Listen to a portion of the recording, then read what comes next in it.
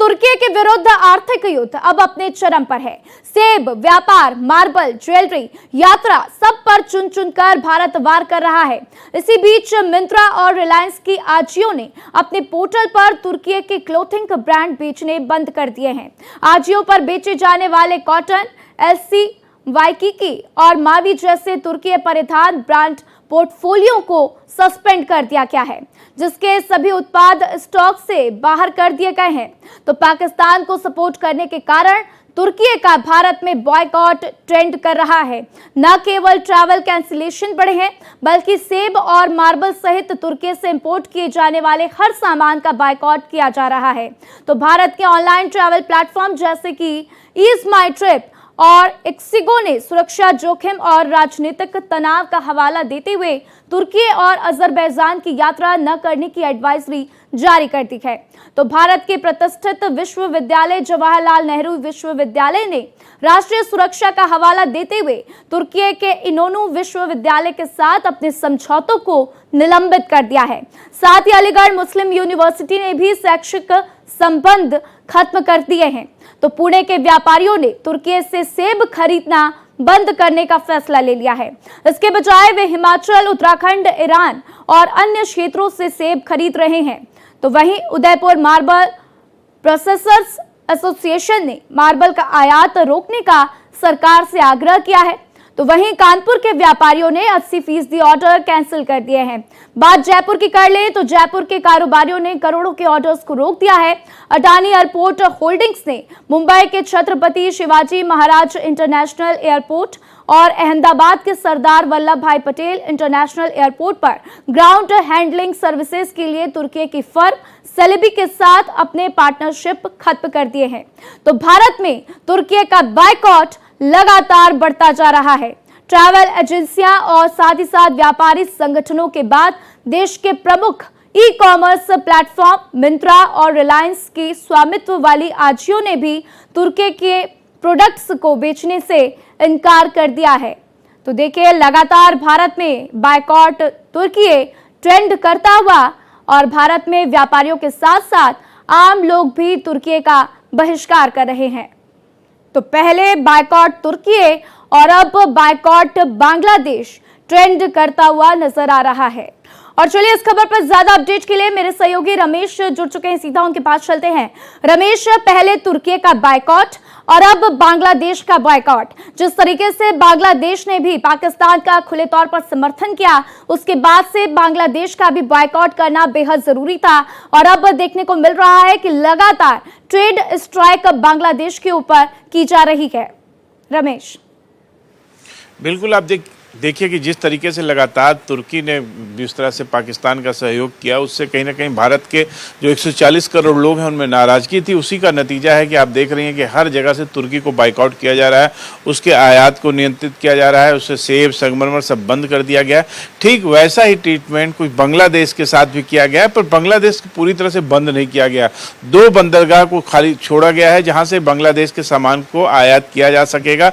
भारत में अब ऑलरेडी आप देखिए कि चाहे नॉर्थ ईस्ट हो चाहे कलकत्ता हो, वहाँ के उद्योग को एक बढ़ावा देने के लिए इस तरह के कदम उठाए गए हैं। जो सॉफ्ट ड्रिंक है, जूसेज हैं, जो कॉटन है, और खासकर कपड़ा जो वहाँ से सिल कर आता है बड़े पैमाने पे, वो सारी चीज़ें खाली प्रतिबंधित की गई हैं। और 2 सड़क मार्ग से पूरी तरह प्रतिबंधित है, बंदरगाह के माध्यम से आ सकती है, कोलकाता के बंदरगाह के माध्यम से आ सकती है। और ये बहुत ज़रूरी था। जिस तरीके से सरकार परिवर्तन के बाद जिस तरह से सत्ता परिवर्तन हुआ बांग्लादेश में और वहाँ की सरकार भारत विरोधी गतिविधियाँ चला रही है, वो कहीं ना कहीं देश के हित में नहीं है। और इसीलिए सरकार ने एक बार सबक सिखाने की ठानी है कि बांग्लादेश को भी उसकी जो हैसियत है वो अंदाज़ा लगाया जाए। क्योंकि लगातार जिस तरह से बांग्लादेश से बयानबाजी की जा रही है, जिस तरह पाकिस्तान को समर्थन किया जा रहा है, कि जिस तरह से भारत के खिलाफ साजिश रची जा रही है, उसके खिलाफ जो ये कदम था बहुत जरूरी था।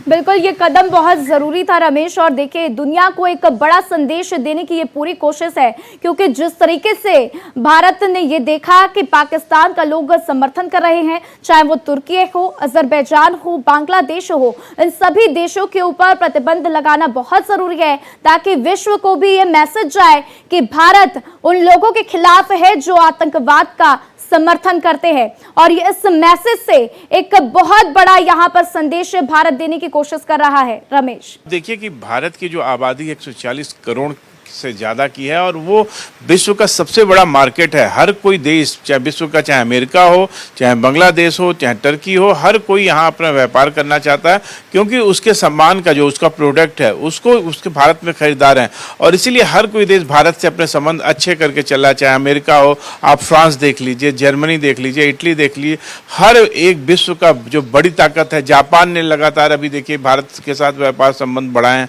उसी तरह हर कोई देश चाहता है।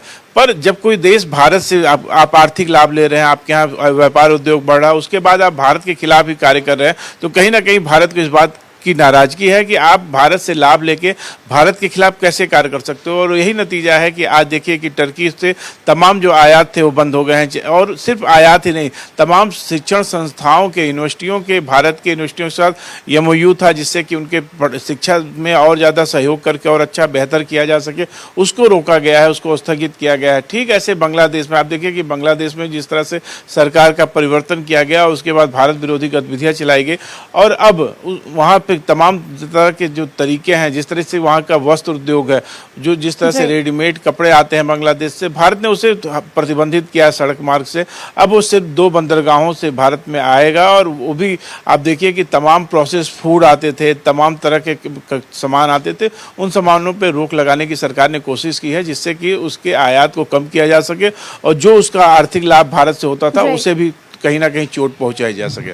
बिल्कुल, और एक बड़ी चोट पहुंचाई भी जा रही है क्योंकि रमेश देखिए, बात अगर हम तुर्की की करते हैं तो पर्यटकों पर अगर बात कर ली जाए, पर्यटन पर, तो 10% असर तुर्की के पर्यटन पर पड़ता हुआ दिखाई देगा। साथ ही साथ जिस तरीके से व्यापारियों ने बाइकआउट कर दिया है कि हम सेब नहीं लेंगे, वहां से हेजलनट्स नहीं लेंगे, और भी तमाम ऐसे कई चीजें हैं जो भारत ने अब मना कर दी हैं कि तुर्की के साथ हम व्यापार नहीं करेंगे। तो अब ऐसे में तुर्की क्या करेगा, उसके लिए एक बड़ी चुनौती होगी।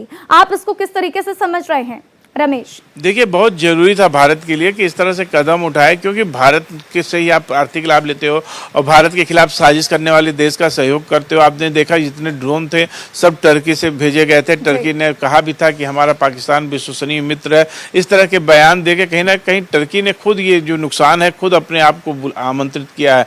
जिस तरह से आ बैल मुझे मार की कहावत है, उस तरह से उन्होंने खुद बुलाया है कि आप मुसीबत उसने मोल ली है। और उसी का नतीजा है कि जो आयात किया जाता था सेब, जिसका लाभ मिलता था, जो संगमरमर आयात किया जाता था, विश्व में जो भारत जो आयात करता है संगमरमर का, उसका 70% टर्की से आयात करता था।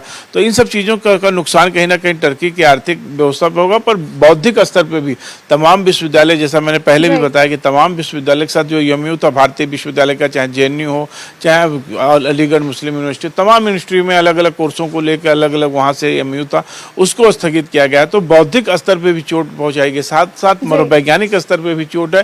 पूरे विश्व के लिए एक संदेश है कि भारत के साथ आप भारत का ही नमक खा के भारत के साथ गद्दारी नहीं कर सकते।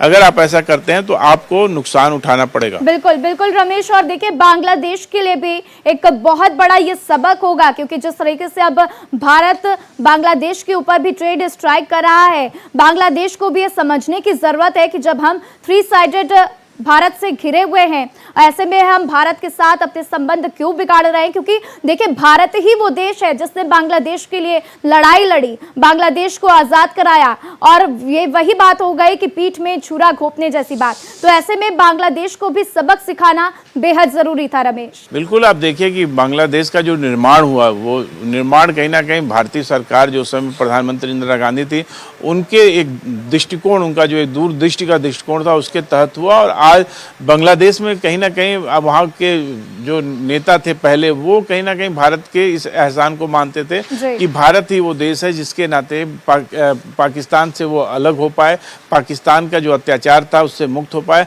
लाखों की संख्या में लोग मुक्ति वाहिनी सेना के मारे गए, बहुत मतलब आप व्यभिचार हुआ महिलाओं लड़कियों के साथ, वो पूरी एक दर्द भरी दास्तान है। उससे जो मुक्ति दिलाई वो कहीं ना कहीं भारत सरकार ने दिलाई और उसका नतीजा था कि लगातार बांग्लादेश और भारत के संबंध अच्छे थे, पर आप देखिए कि पिछले दिनों जिस तरह से वहाँ पे सरकार बनी है, तख्ता पलट किया गया है, उसके बाद से लगातार जो संबंध है वो खराब होते गए और व्यापार वाणिज्य उद्योग को इससे नुकसान हुआ है। अब भारत ने भी कुछ बैन लगाए हैं, उसका असर आप बहुत जल्द बांग्लादेश की अर्थव्यवस्था पर देखने को पाएंगे। और कहीं ना कहीं जिस तरह पाकिस्तान घुटनों पे आ गया, टर्की घुटनों पे आ गया, उसी तरह आप देखेंगे कि बांग्लादेश भी घुटनों पे आके भारत के साथ सहयोग करने की फिर से सिफारिश करेगा। बिल्कुल बिल्कुल रमेश, और देखिए कहीं ना कहीं बांग्लादेश में जब से तख्ता पलट हुआ है तब से ही ये तस्वीर सामने आई है, क्योंकि जब शेख हसीना थी तो ऐसी कोई बात नहीं थी, और शायद अगर वो आज मौजूद होती बांग्लादेश में तो इस तरीके की बातें शायद नहीं होती। मेरे साथ जानकारी साझा करने के लिए आपका शुक्रिया रमेश। तो देखिए, बांग्लादेश पर ट्रेड स्ट्राइक भारत ने कर दी है। किन वस्तुओं पर प्रतिबंध रहेगा, तो इसमें कपास और कपास के धागों पर प्रतिबंध रहेगा। प्लास्टिक और पीवीसी से माल जो तैयार होते हैं उनके ऊपर भी प्रतिबंध रहेगा।